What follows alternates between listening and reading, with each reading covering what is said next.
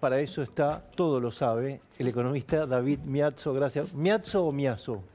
De la forma que más te guste. Miazzo le decimos acá, pero en Italia Miazzo. se dice Miazzo, así que... Muchas gracias.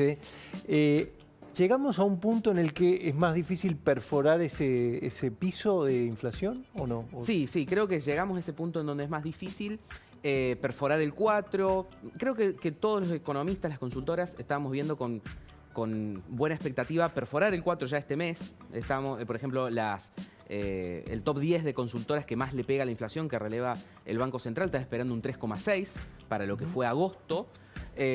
Pero los primeros datos que hemos empezado a ver están un poquito por encima. Por ejemplo, Fundación Libertad y Progreso ya dijo 4,4, IPC Online de Bahía Blanca 4,8. No necesariamente le pegan porque no es la misma metodología que el INDEC, pero ya tenemos varios diciendo algún número por encima, de nuevo, de el 3,6 que era de alguna manera la expectativa. ¿Y eso es que se suman, en este caso, tarifas o regulados o porque realmente está complicado que siga bajando? Sí, tenemos yo creo que dos cosas que son las que evitan que baje más rápido la inflación.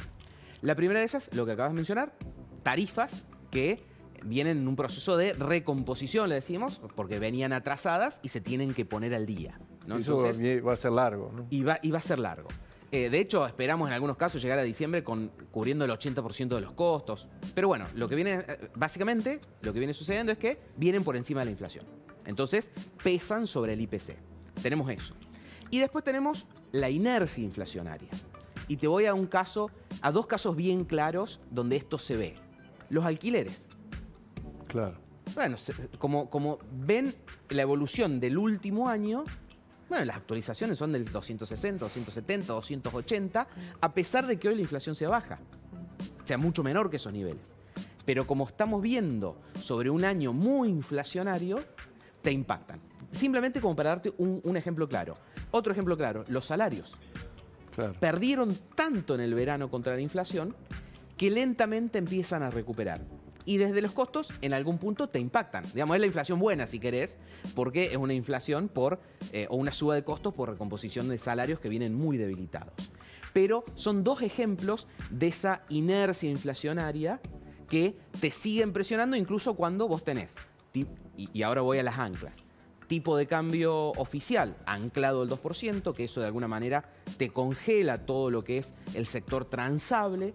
Ahora, para septiembre, no lo vimos en agosto, pero vamos a ver para septiembre, la baja del impuesto país, que te impacta todo lo importado, más la recesión, que ya se comienza a disipar porque empieza a crecer algún punto, más la contracción monetaria. Digamos, esas son todas las anclas. Pero incluso con todas esas anclas tenés estos otros efectos que de nuevo son de recomposición de alguna manera o por el efecto de la inflación pasada o de lo pisado que estuvieron en el caso de las tarifas. David, sobre eso te quería preguntar, la recesión, aunque todavía está alta la inflación mensual, vemos que se está estabilizando en torno al 4% mensual. ¿Cuánto de eso es recesión? Y si ahora para fin de año la economía empieza a reactivar un poquito, ¿eso también va a hacer que vuelva a subir la inflación? No, a ver, sí hasta ahora funcionó como un ancla. No sé si alguien lo tiene medido en decirte cuánto de esta desinflación fue recesión, pero claramente ayuda a que los precios se contengan si la industria no puede vender, el comercio no puede vender. Lo que hace en primera instancia es reducir sus márgenes para tratar de mantener el volumen de venta. Así que como ancla funcionó en este primer proceso de desinflación.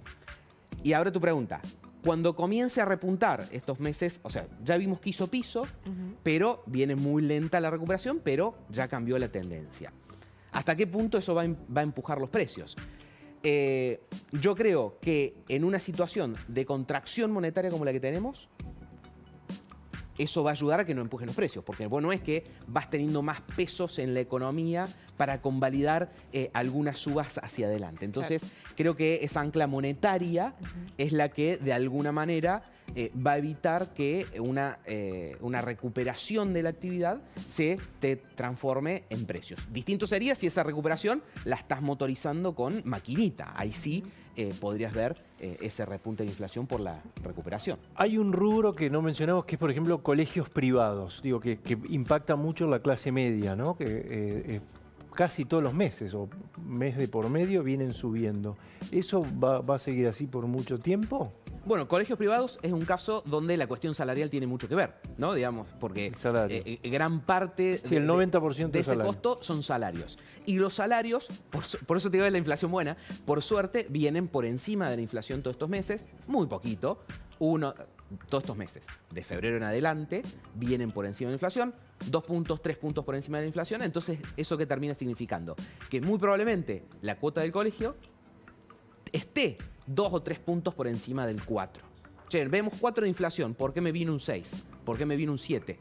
Porque parte de eso es lo que se está conformando de recomposición salarial de todo lo que se perdió en los salarios docentes y de toda la economía. Lo mismo puede pasar con las prepagas o con todo lo que de alguna manera tenga mucho costo de servicios atrás, ya sea servicios personales, salarios o servicios de energía, gas, etc. Vamos a suponer que el gobierno decide abrir el cepo y se devalúa el peso, no sé, un 30%. ¿Todo eso va a precios? Bien, yo soy de los que creo que vamos a salir del cepo en diciembre. Si bien creo que se va generalizando el consenso entre los economistas que falta más tiempo, yo soy de los que creo que va a salir en diciembre. El gobierno tiene la expectativa de salir a 1100, lo cual, ¿a qué digo? Que la unificación cambiaria sea a 1100 pesos y el único tipo de cambio que tengamos sea el tipo de cambio libre, sea de 1100, lo cual no implicaría un salto. Creo que esa es un poco la apuesta del gobierno. Yo creo que va a ser muy difícil salir muy por debajo de los 1300. Y que si se da el caso que te digo yo, sí, tendrías un salto de el 20% de acá a fin de año, digamos, ¿no? Del tipo de cambio con el que lleguemos a diciembre. Parte de eso sí va a haber lo que los economistas le llaman el pass-through, el pase a precios de esa devaluación. Sí la va a haber. Pero debería ser, y creo que ahí está la apuesta del gobierno también de cuándo salir del cepo, debería ser más parcial, digamos, o en parte, que la que hemos visto antes. ¿Por qué? Porque ese salto del tipo de cambio debería darse, o se daría, dado el contexto que tenemos hoy, con un ancla fiscal muy fuerte y un ancla monetaria muy fuerte. Es decir, salta el tipo de cambio, pero sin una mayor oferta de pesos en el mercado. ¿Y están los dólares para salir en diciembre del cepo? Para tener ese colchón que dice. Sí, a ver, dos cosas. Habiendo alineado las expectativas, casi que no necesitas dólares. Porque la idea es que vos salgas del cepo y que el tipo de cambio encuentre un nivel en el que vos no tengas que vender dólares, ¿no? Esa sería el ideal.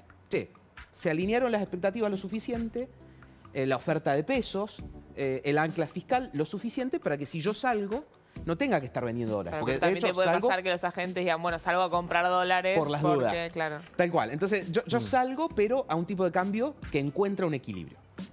Dicho eso, lo que estás mencionando vos, es sano que el Banco Central atrás tenga un colchón como para evitar algún overshooting, un sobresalto del tipo de cambio por el cambio de expectativas, por cualquier ruido que se pueda dar en el momento. Bueno, tengo un colchón para responder, para no tener ningún ruido excesivo o necesario. Entonces, eso es necesario. ¿El Banco Central hoy los tiene? No los tiene.